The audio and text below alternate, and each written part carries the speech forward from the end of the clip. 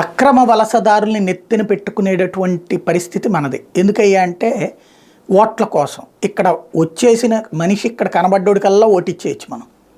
విదేశాల్లోకి మళ్ళీ లేదు. మన దగ్గర దరిద్రం ఏంటంటే వాడిక్కడ పౌరుడా కాదా అన్నది కాదు. ఓ ఫోటో ఉండి వాడిక్కడోడు అని చెప్పేసి ఒక ఓటర్ ఐడికి అప్లై చేసేసుకుంటే ఓటు వచ్చేస్తుంది. ఆ ఓటు బుచ్చేసుకుని ఆ ఓటర్ ఐడి బుచ్చుకుని వాడు ఆ తర్వాత రేషన్ కార్డు తీసుకుంటాడు, ఆ తర్వాత వాడు సిమ్ కార్డు తీసుకుంటాడు, ఆ తర్వాత వాడు పాస్పోర్ట్కి అప్లై చేసుకుంటాడు. వాడు ఈ దేశంలోకి చొరబడ్డాడు అన్నటువంటి ధృవీకరించేవాడు ఎవడూ లేడు, అడిగేవాడు లేడు, ఏమీ లేదు.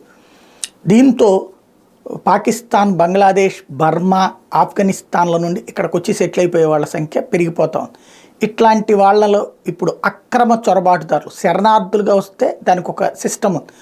అలా కాకుండా ఈ రహస్యంగా ఈ డబ్బులు ఇచ్చి మరీ చొరబడి వచ్చేటటువంటి వాళ్ళ విషయంలో ఈశాన్య రాష్ట్రాల్లో వాళ్ళ వల్లే చిచ్చురేగుతున్నటువంటి నేపథ్యంలో యాక్షన్ ప్రారంభమైంది. తాజాగా రోహింగ్యాలని తిరిగి పంపించడం ప్రారంభించారు. మొదటి బ్యాచ్ కింద 77 మందిని మణిపూర్ నుంచి బోర్డర్ దాటించి అవతలకు పంపించేశారు.